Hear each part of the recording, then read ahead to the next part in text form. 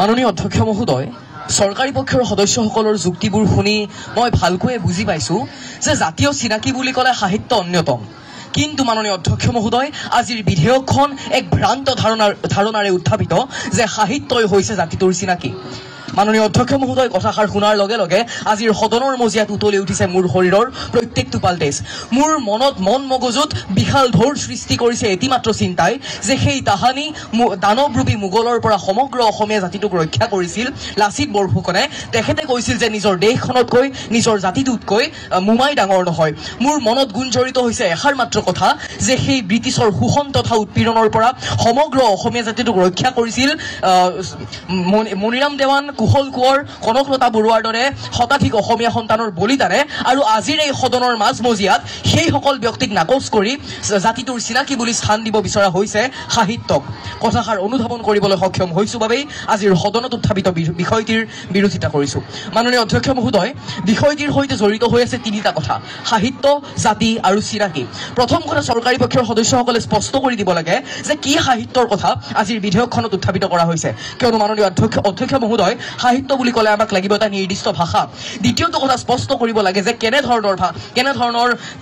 ধৰণৰ জাতিৰ কথা আজিৰ বিধেয়কখনত উত্থাপিত কৰা হৈছে, কিয়নো যদি উত্থাপিত কৰিব বিচৰা হৈছে ভাৰতীয় জাতিৰ দৰে এক বিশাল পৰিসৰৰ জাতিৰ কথা, তেন্তে মই ক'ম যে তেনেধৰণৰ জাতিৰ সাহিত্যৰ সৈতে কোনো সম্পৰ্ক নাই। হয় মাননীয় অধ্যক্ষ মহোদয়, ভাৰতীয় জাতিটোৰ কোনো সাহিত্য নাই। ইয়াৰ মূল কাৰণটো হৈছে যে যদি আমি এটা অসমীয়া কবিতা লিখোঁ সেয়া হ'ব অসমীয়া সাহিত্য, যদি আমি হিন্দী কবিতা লিখোঁ সেয়া হ'ব হিন্দী সাহিত্য।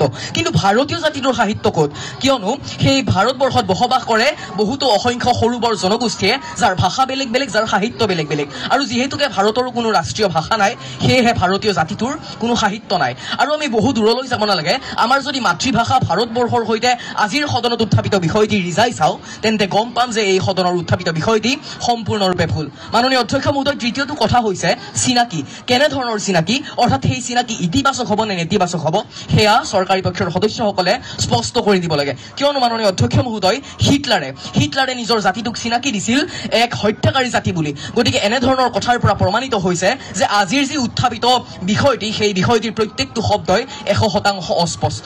মাননীয় অধ্যক্ষ মহোদয়, আজি চৰকাৰী পক্ষৰ সদস্যসকলে কৈছে যে সাহিত্য সভাৰ উদাহৰণ দিছে মাননীয় অধ্যক্ষ মহোদয়। কিন্তু মই ক'ব খুজিম যে যদি আমি অসমীয়া জাতিৰ কথা বিবেচনা কৰোঁ, আজি অসমত বসবাস কৰে 3,57,13,000 ব্যক্তিয়ে, আৰু সেই 3,57,13,000 ব্যক্তিৰ জানো 10% ব্যক্তি অসমৰ সাহিত্য জগতৰ আটাইতকৈ উৎকৃষ্ট নিদৰ্শন সাহিত্য সভাৰ মজিয়াত উপস্থিত হৈছে? নাই হোৱা অধ্যক্ষ মহোদয়। গতিকে মই ক'ব খুজিম যে সাহিত্য জাতি এটাৰ পৰিচয় কেতিয়াও হ'ব নোৱাৰে। মাননীয় অধ্যক্ষ মহোদয়, জাতীয় চিনাকি বুলি ক'লে আমি এনে এটা বিষয়ক বুজোঁ যিটো বিষয়ত জাতিটোৰ প্ৰত্যেকটো বিষয় অন্তৰ্ভুক্ত হৈ থাকে।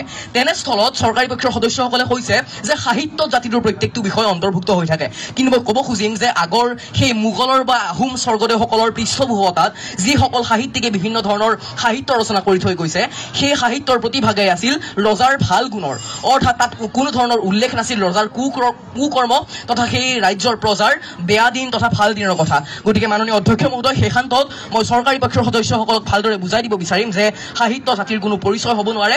আৰু এটি কবিতাৰ জৰিয়তে মই চৰকাৰী পক্ষৰ সদস্যসকলক বুজাই দিব বিচাৰিম যে মোৰ প্ৰতিটো কামেই, মোৰ প্ৰতিটো চিন্তাই এই দেশৰ বুকুত ৰচে হয় সোণোৱালী ভৱিষ্যতৰ সপোন। ধন্যবাদ মাননীয় অধ্যক্ষ মহোদয়, ধন্যবাদ মহামান্য সদন।